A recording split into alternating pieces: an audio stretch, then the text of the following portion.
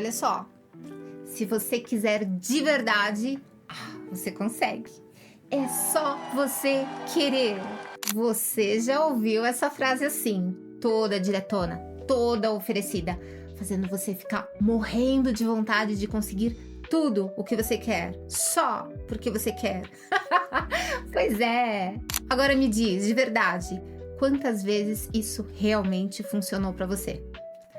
O problema é que, de verdade, parece que a gente está vivendo numa sociedade onde o basta querer virou quase um mantra sagrado.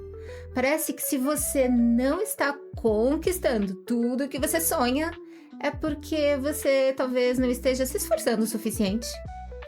Só que essa ideia de positividade super exagerada, esse pode tudo para arrasar no seu desenvolvimento pessoal, na verdade isso pode estar desgastando e destruindo o seu equilíbrio.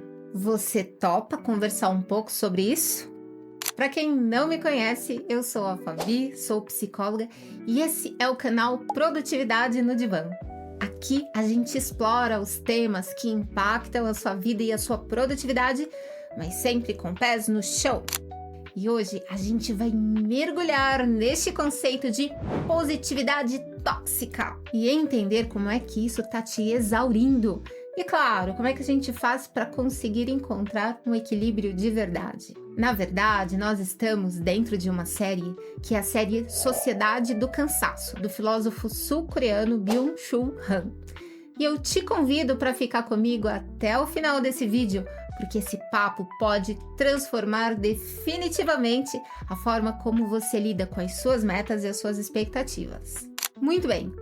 Hoje eu vou começar pedindo para você se inscrever no canal e curtir esse vídeo, porque a gente está começando agora e de verdade pra gente isso faz toda a diferença. Se inscreve, por favor. Vamos lá. É importante a gente lembrar que nós estamos sim vivendo em uma era em que parece que tá todo mundo correndo atrás do sucesso. E quanto mais a gente tenta, mais a gente ouve aquele velho conselho dizendo: se você tentar de verdade, você consegue. Mas olha só, é preciso ficar muito atento, porque nem sempre é só uma questão de vontade. O que o Byung-Chul Han vai falar no livro dele é exatamente sobre isso. Ele critica justamente essa ideia de que o sucesso dependa única e exclusivamente de você. Além do que, sabe o que é que esse mantra de vamos lá, basta você querer, sabe o que é que isso te causa? Um verdadeiro ciclo de autoexploração. Você acha legal ficar explorando os outros? Você acha legal vir alguém querer ficar explorando você? Então, por que razão ficar se autoexplorando poderia ser uma coisa boa para alguém? Assim, para você, com certeza não é uma coisa boa não. Mas para alguém pode ser que seja. Eu atendo várias pessoas que vêm para a terapia simplesmente exaustas. Elas estão sempre tentando dar o melhor de si, mas o problema é que elas acreditam que se não estão chegando onde querem, então o problema é nelas. E essa mentalidade de basta querer parece que dá um curto-circuito na mente. Porque se eu quero tanto e tenho tanta convicção disso, e tá todo mundo conseguindo, o problema é meu mesmo. E é aí que as pessoas acabam dando ainda mais de si mesmas. Passam a dormir menos, passam a comer pior, porque comer dá um baita trabalho. Tem que ir na feira, tem que cozinhar, tem que mastigar bem mastigadinho. Isso leva muito tempo. Então elas comem mal, não cuidam legal do próprio corpo, porque não dá tempo. Ou então simplesmente vão lá na academia, queimam o restinho da energia que ainda tinha e aí no final elas ficam ainda mais cansadas, mais frustradas e a autoestima lá embaixo. Existe uma positividade tóxica que vem disfarçada de motivação. Aquela ideia de que você precisa estar sempre para cima, sempre sorrindo, sendo produtivo, parece quase uma obrigação. Se você não tá bem o tempo todo, então deve ter alguma coisa de errado com você. A verdade é que essa necessidade constante de ser positivo e produtivo acaba destruindo o nosso equilíbrio. O Byung-Chul Han critica muito isso. E é interessante como ele mostra que esse excesso de positividade nos transforma de um modo muito fácil em empreendedor de nós mesmos. E sabe o que isso significa? Na prática, significa que você se torna o próprio patrão, mas também o seu próprio funcionário, inclusive o funcionário mais explorado. E é claro, quem é que vai te cobrar o máximo de desempenho? Você mesmo? E aí você não tem férias, aí você não tem pausa, não tem descanso. E tudo isso porque a sociedade está o tempo todo dizendo que se você não está progredindo, está falhando. Isso afeta não só o seu trabalho, mas a sua vida pessoal, o seu desenvolvimento pessoal. Porque essa pressão de ser o tempo todo perfeito e produtivo e feliz faz com que a gente vá se sobrecarregando até atingir um burnout. E o que é mais sutil e assustador nisso tudo é que essa positividade tóxica é tão aceita, tão normalizada, que a gente começa a pensar que se não tá dando conta é porque sim, o problema é da gente. Quando na verdade é todo um sistema que nos esgota. É aquela velha história. Se você quiser, você consegue, mas ninguém fala sobre o que acontece quando você simplesmente não pode mais. Quando o corpo e a mente já estão no limite. Esse ciclo de autoexploração é alimentado por essa ideia do basta querer. E isso é uma das coisas que está levando tantas pessoas para o esgotamento. E esse esgotamento não se limita ao trabalho. Ele invade todas as áreas da vida. Eu não sei se esse pode ser o seu caso ou de alguém que você conheça, mas eu vou te contar uma história. Vou falar sobre a Amanda. A Amanda foi uma paciente minha. Ela tinha um pouco menos de uns 30 anos de idade. Ela tinha acabado de entrar no mercado de trabalho e foi nessa fase que ela veio para fazer terapia. Assim, ela tinha acabado de começar porque era o primeiro emprego dela. Mas de verdade, ela já estava naquele emprego há 1 ano e meio, mais ou menos. E completamente exausta. Como é que isso é possível? Em tão pouco tempo de trabalho, uma pessoa já está no limite. Inclusive, as pessoas próximas dela questionavam justamente isso. Que não tinha nada a ver com o trabalho, porque ela mal tinha começado a trabalhar. Que ela era uma garota mimada, porque estava acostumada a ter tudo. Era um jeito ardiloso da mente dela querer fugir do trabalho para continuar ganhando as coisas dos pais. E ela, inclusive, acreditava um pouco nisso mesmo.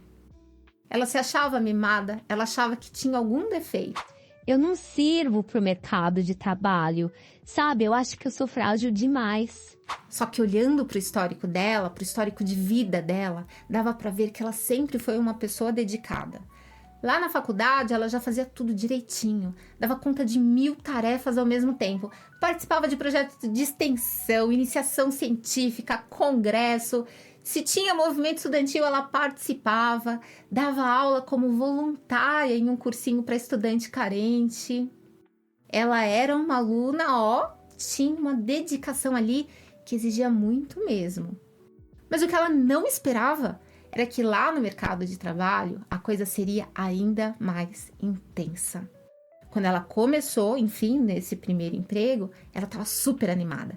Ela estava pronta para mostrar serviço, para provar o valor dela. Aí começou uma cobrança que não só do chefe, mas dela mesma, muito forte. Ela achava que tinha que fazer a parte dela, ajudar qualquer um que fizesse qualquer pergunta, que pedisse qualquer coisa. E sabe o que é mais maluco? Sem perceber, ela se transformou na sua própria chefa. Isso mesmo. Ela começou a se cobrar tanto, mas tanto, que ela não conseguia mais se desligar. E no fim do dia, adivinha? Nunca parecia ter feito o suficiente. Olha, lá no tempo da faculdade, a Amanda já tinha uma rotina bem puxada. Era um monte de coisa para fazer, mas no máximo, se ela não desse conta de tudo, talvez ela tivesse uma nota um pouco menor, no máximo isso. Agora, no trabalho, a cobrança era outro nível. Realmente parecia que não tinha limite. Ela corria, fazia 1000 coisas, mas nunca tinha a sensação da tarefa concluída. Era como se o trabalho dela nunca acabasse. Para piorar, Amanda notou uma diferença crucial. Lá na faculdade, por mais difícil que fosse, ainda tinha um certo cuidado. Tinha alguém orientando, falando sobre a importância do equilíbrio, do autocuidado. E no trabalho? no trabalho não tinha nada disso, não. Não tinha orientação sobre autocuidado. Não tinha ninguém para dizer para ela que ela tinha que frear. Pelo contrário, quanto mais ela fazia, mais ela tinha que fazer.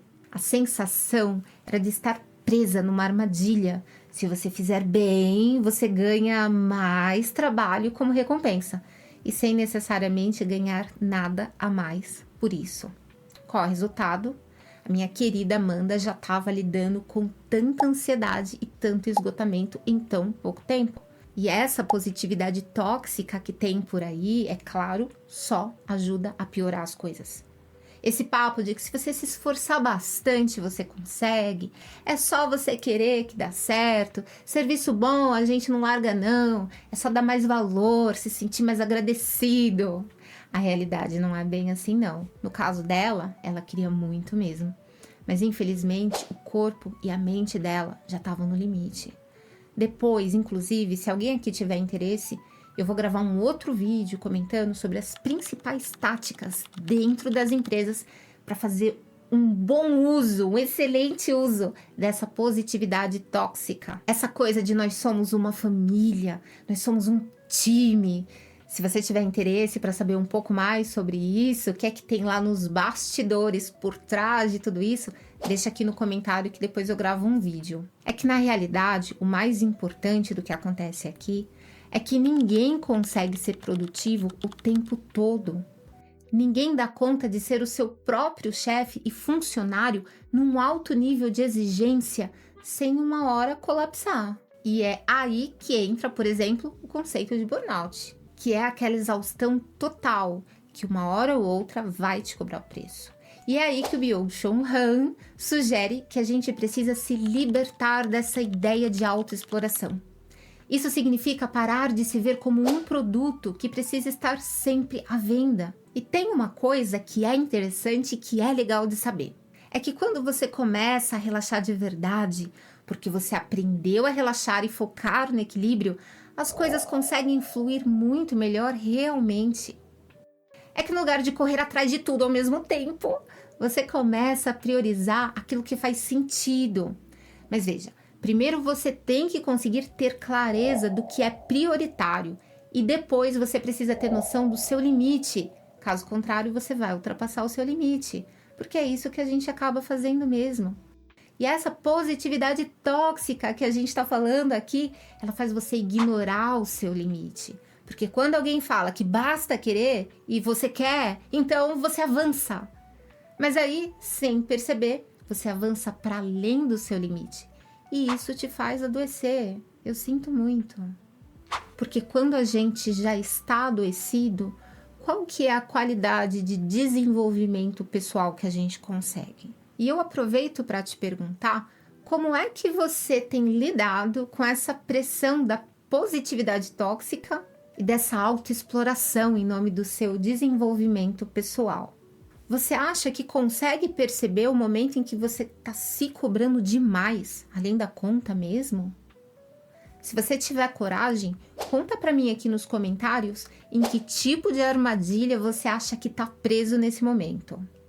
E olha, se você está buscando mais dicas práticas sobre como impor os limites saudáveis ao mesmo tempo em que você precisa melhorar a sua produtividade, porque sim, isso sempre é possível se for de maneira equilibrada. Então, se você estiver buscando por isso, dá uma olhada no curso aqui que eu preparei.